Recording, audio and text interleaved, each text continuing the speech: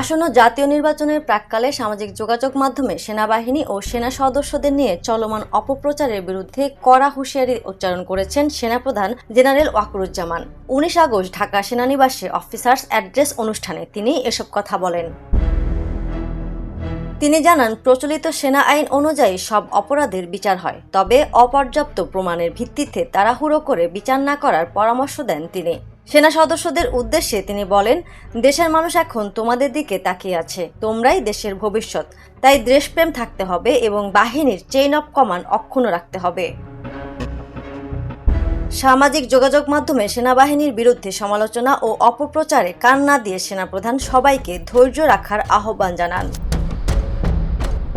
অনেকে তাদের নিজ স্বার্থের জন্য এ ধরনের গুজব করছেন। এসব ক্ষেত্রে প্রতিক্রিয়া না দেখিয়ে পেশাদারত্বের সঙ্গে মোকাবেলা করা ভালো। তবে এসব অপরাধ যথাযথভাবে নথিভুক্ত করা হচ্ছে এবং উপযুক্ত সময়ে দায়ীদের বিরুদ্ধে আইনি ব্যবস্থা নেওয়া হবে।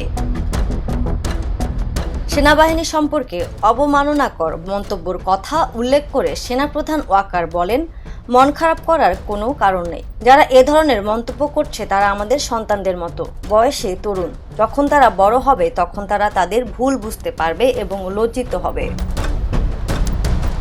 এদিকে রাজনৈতিক দল হিসেবে আত্মপ্রকাশের পর সেনাবাহিনীকে জড়িয়ে দলটির শীর্ষ দুই নেতা হাসনাত আবদুল্লাহ ও সারজিদ আলমের ফেসবুক পোস্টকে ঘিরে অনেক আলোচনার সৃষ্টি হয়েছে। এ নিয়ে রাজনৈতিক অঙ্গন তো বটেই, সাধারণ নাগরিকদের অনেককে সামাজিক যোগাযোগ মাধ্যমে নানা ধরনের নেতিবাচক মন্তব্য করতে দেখা গিয়েছিল। ধারণা করা হয় তাদের উদ্দেশ্য করেই এমন প্রীতিসুলভ মন্তব্য করেছে জেনারেল ওয়াকারুজ্জামান। ফারজান ইলা, দ্য নিউজ।